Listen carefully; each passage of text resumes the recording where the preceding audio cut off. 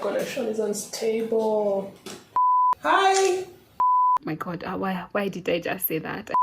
No, I think there are some people talking a lot just very near my door. That was odd. Someone is knocking my door. Give me a moment. Oh my God. I'm like, are we in an apocalypse? Like, if we're going to die, let's just die now. It's enough. Hey, hello and welcome. This is The African Scientist, science from an African perspective. This conversation is live on YouTube and on the African Scientist podcast, the only place where African voices speak science. Today, I'm back with the best scientist in town. Yeah, my schoolmate, Ruth, and she has definitely the best podcast you've ever had. Farm to Table podcast, right? Okay, thank you so much for having me back, Brian. I'm so excited to be back on The African Scientist. I am also an African scientist. I'm more focused on the agriculture side of things. So my goal is to work to find sustainable solutions to the current challenges that are facing the food systems in the world, and especially in Africa and in Kenya. So that's the focus of my podcast, Farm to Table podcast. We have conversations with people who are doing innovative things to find different solutions to the current challenges that we're experiencing. Okay, speaking of agriculture, today we're going to talk about a topic that is really sensitive. Climate change, right? Climate change and how it affects agriculture. And we are actually going to draw some of the things we're going to talk about from a paper by Sise Bilay Bedeke. This is an Ethiopian scientist. I will leave the paper linked below. It's also shown on the screen. First of all, I just want us to discuss a little bit about what do you understand by climate change? What do you understand by climate change as a scientist? What do you think this is all about? Right. So climate change, if we can break it down into climate and change. So climate is the observed weather patterns over a very long period of time, right? So what climate change is that those weather patterns that have been observed over a long period of time have been changing. So this is something that started to be observed quite a while ago. I think from the beginning of the millennia 2000. So the first IPCC paper, the Intergovernmental Panel on Climate Change, is I think the one that was released in 2007. So that's when we started to observe these changes in climate, and just now have these things now started to be taken a bit more seriously, because the impacts are being felt so much more. So for me, climate change is just the planet is getting damn hot. Everything is getting hot. Like that is always my summary of climate change. Everything is getting really hot. Because the whole basis of climate change is the rise in atmospheric temperatures, right? And this whole thing is being caused by us. It's you and me, Ruth. We are the ones causing this thing. Yeah, and we are causing it by all our industrial activities, our energy needs. We are burning billions of tons of fossil fuels every single day to move, to generate electricity, to make food, to transport the food. And all this is causing a buildup of CO2 in the atmosphere and just causing everything to just start being hot, For all the climate change deniers out there, just go look at the news, right? Europe is burning up. Probably most countries are recording their hottest summers in record and their warmest winters ever, But are there people that are still doubting that the climate change? Are there still doubters? Oh my God. Like, just go right now and just Google climate change is a hoax, and you'll be surprised. I talked about this in one of my videos a while back when I just started this channel, that the amount of scientific denial is crazy. The amount of scientific denial is just out of this world. It's crazy. Yeah, that's true. And yeah, the flat earthers. Let's not talk about the health problems, the flat earthers and the anti-vaxxers and all that. That I think if there's anything called the dark web, that should be the dark web. The people that are misleading others on proven facts. Yeah, because like science is built on consensus of evidence, right? Evidence that even you can just measure and see. Like, oh my god, like how can you doubt temperature change? You can feel the warmth, you can literally take a thermometer and just see it, Anyway, so anyway, climate change is happening, okay? That's the reality. It doesn't matter if you believe it or not. I think other than the people who just they know the information is there and they refuse to believe it, I think we also have quite a large group of people who are just ignorant, like they do not know this information, like they're unaware. Yeah. I think some people think that maybe it doesn't really matter or doesn't really affect them. Like this is just like scientific noise in the background, like, okay, the earth is warming, so what? I'm good. My home is good. Like the temperature of my home has never really changed. Like who cares? I have a fan. Yeah, I have a fan. So what if it gets a few degrees hotter? Like what does that matter to anyone? But what I always tell people who don't really, maybe may not really understand the complexity of this situation is the earth is one system. Okay, we try to separate it into tiny little countries or tiny little territories or whatever, but the planet is one system. Our atmosphere is one system, and a rise in temperature even for 1 degree means a huge buildup of energy in the atmosphere. Unimaginable amount of gigajoules just build up. This energy is coming from the sun, by the way. All that heat is just being trapped from the sun. Every day it's hitting the earth and getting trapped, and just heat is building up in the atmosphere. And this heat can do many irreversible things, right? Melting the ice, trapping more energy in the atmosphere, causing a rise in temperature, and then causing an erratic rainfall pattern.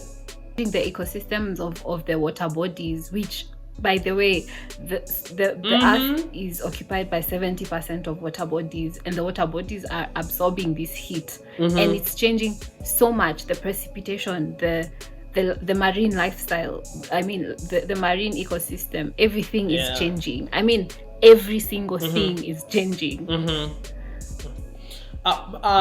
People don't fully understand the consequences. I read somewhere actually recently in a scientific paper that it is very hard for human beings to understand long-term implications of something.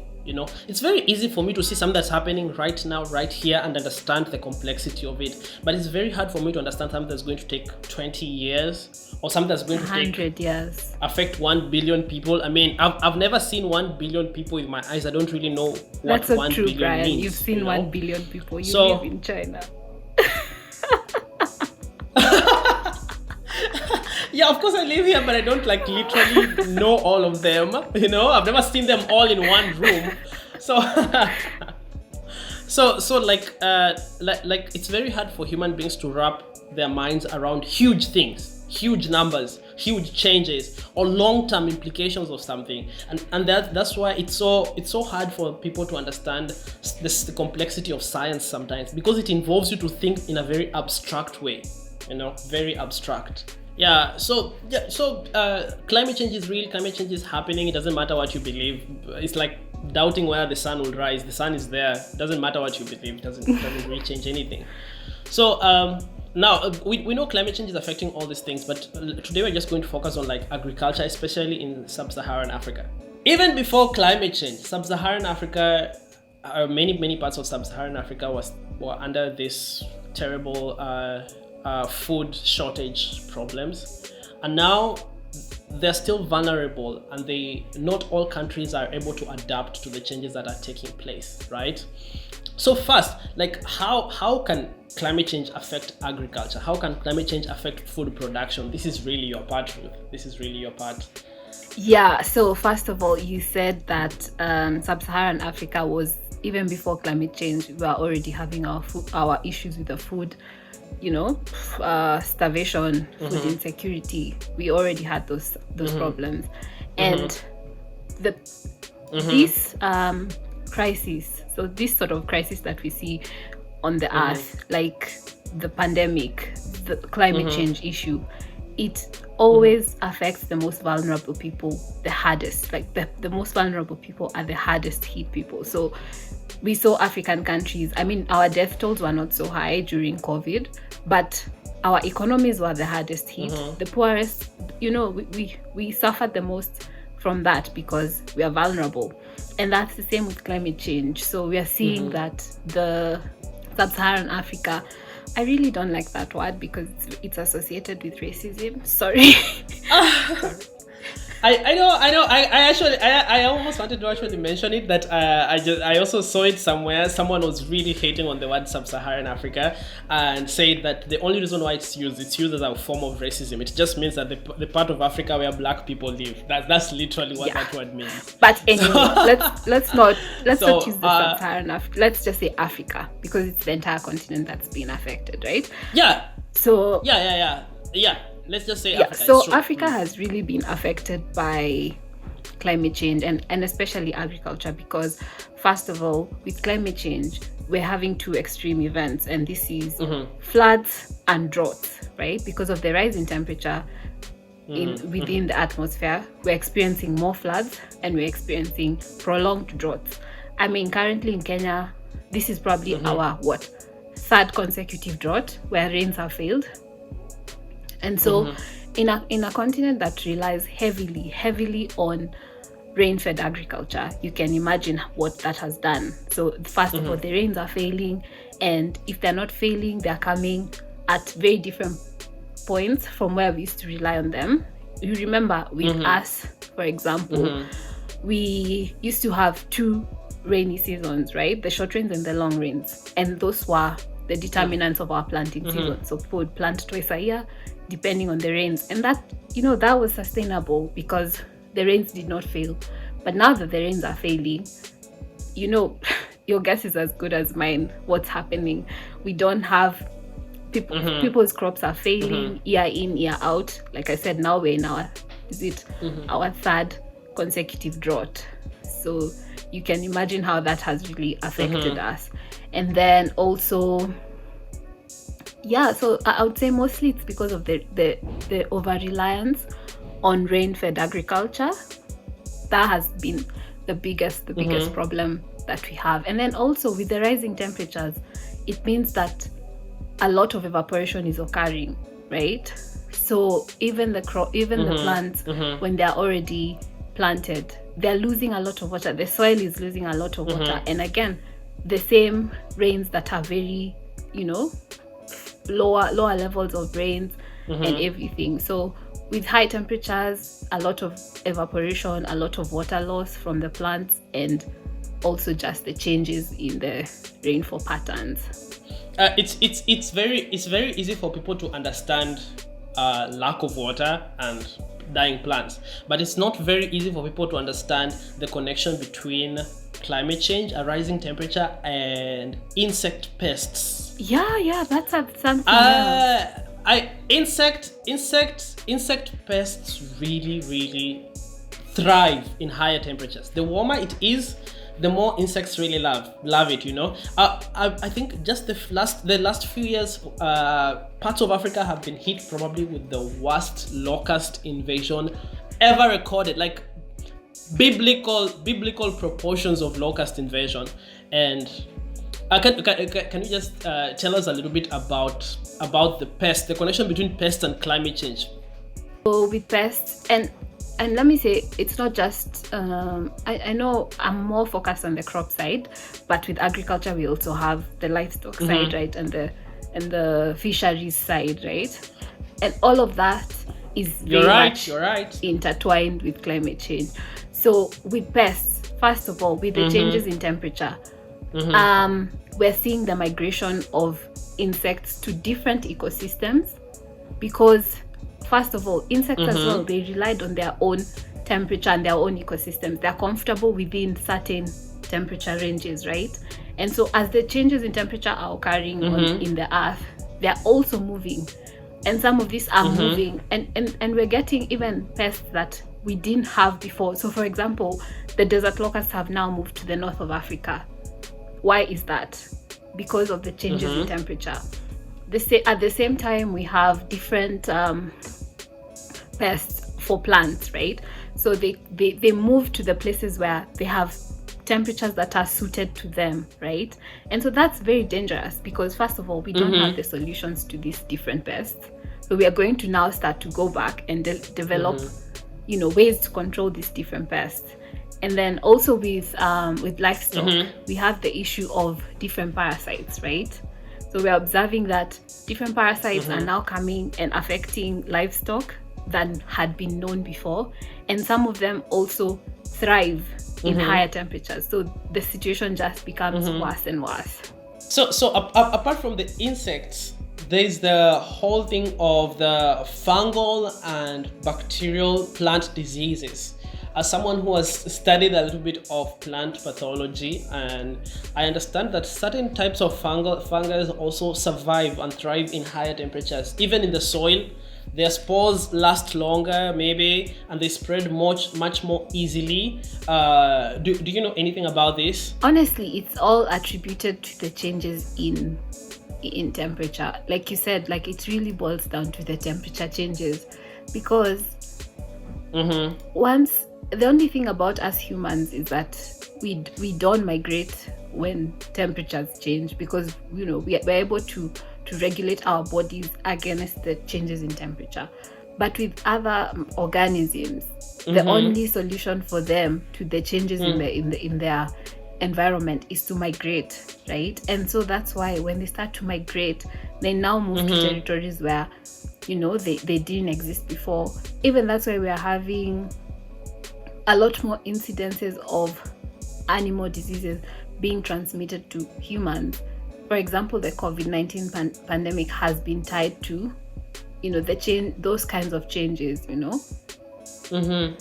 Yeah, so it really all ties down to the changes in the ecosystem. Once the ecosystem changes, organisms are now looking for places where their bodies can now to maintain the temperature. And also the other thing is, we didn't know this, but some insects and some microorganisms, they proliferate faster in higher temperatures compared to like how it was before. So if the temperatures are increasing and higher temperatures favor them, then they continue to become worse. So that is so true. And also speaking about migration, so for example, our country Kenya is well known for producing tea and coffee, and tea and coffee have been known to grow at certain altitudes in certain areas, but now certain areas are becoming too warm and are unable to sustain the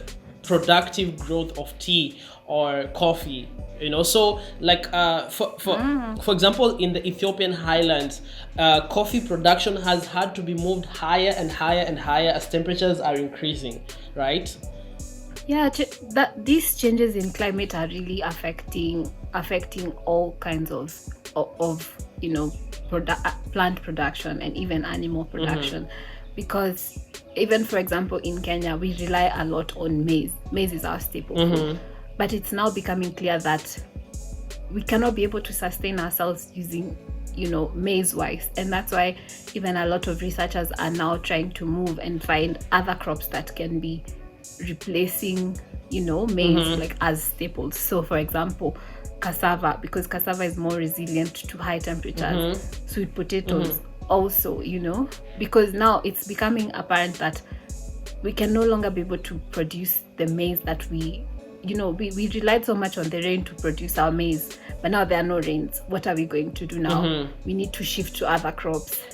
Yeah, and that's the same even with cash crops like tea, coffee, because these plants, unless you breed them for high temperatures, there are no other alternatives, because the old ones, they require cool temperatures, they require a high altitude. But now high altitude areas are also having high temperatures. So probably the next step will be to find breeds of coffee and of tea that are able to grow in warmer areas. Actually, speaking of changing our diet, you've just reminded me of how much I love meat.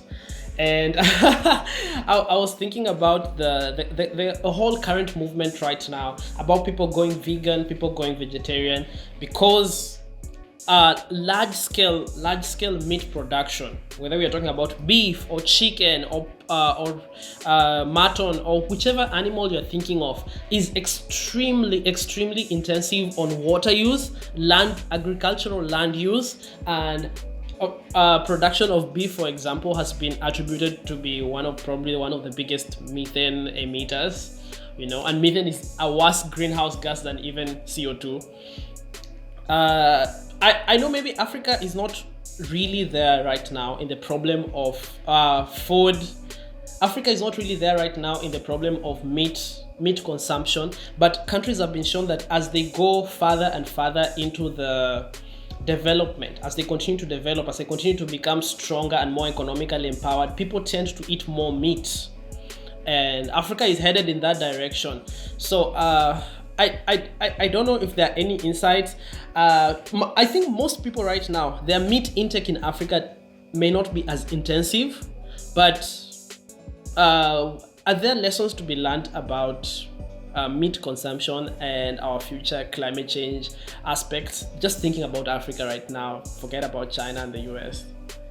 I really don't understand that whole trope that being vegetarian or being vegan can help with the climate change aspect, because both crop production and livestock production, they also emit CO2 to the atmosphere, right? Like agriculture is also a very key contributor to greenhouse gas emissions and CO2. And granted, yes, maybe for example like beef, the issue is that we don't have techniques to manage waste, to manage the waste.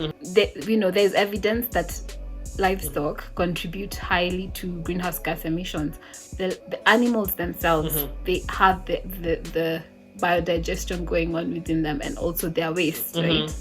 So if we were to find techniques to manage the manure decomposition, we've mitigated a lot of the waste that occurs with that when it comes to dairy production or beef production. And also, like for example, a crop that is highly consumed by vegetarians and vegans is soy. Soy is one of the most high consuming plants to grow. It rips the soil of nutrients. It requires a lot of water. So if we're talking about the contribution of agriculture to CO2 emissions, then I'd say equally plants and animals.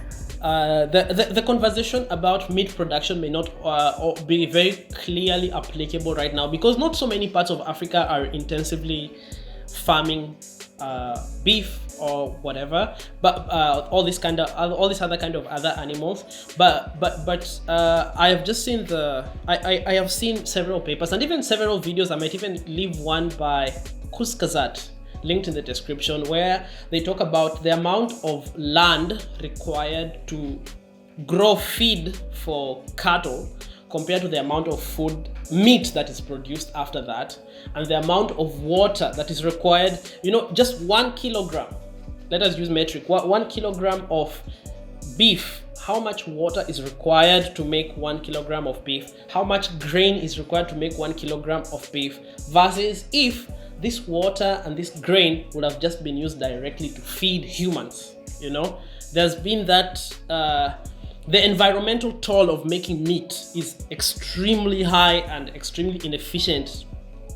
That has been the reason why there's been this huge boom in non-meat protein sources.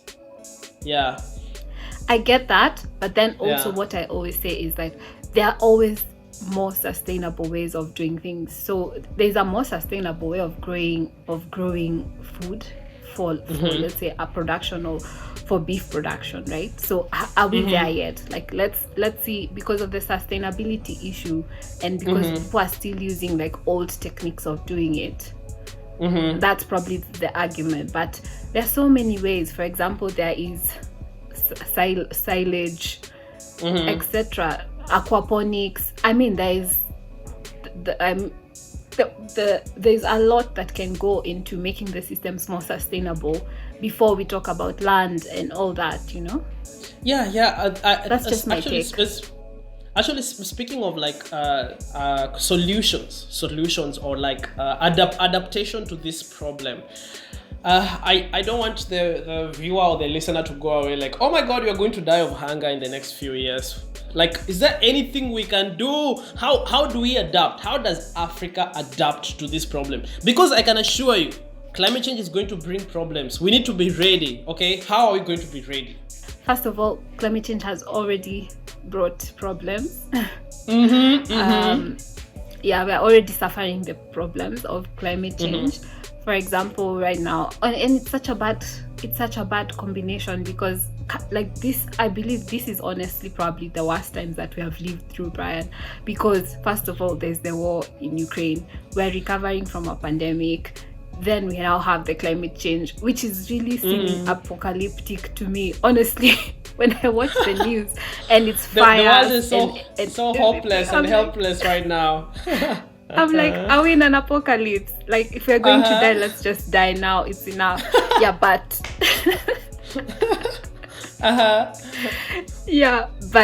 there are so many solutions. And first of all, I like I always say, I think I said this even in the previous one, it's like necessity is the mother of invention.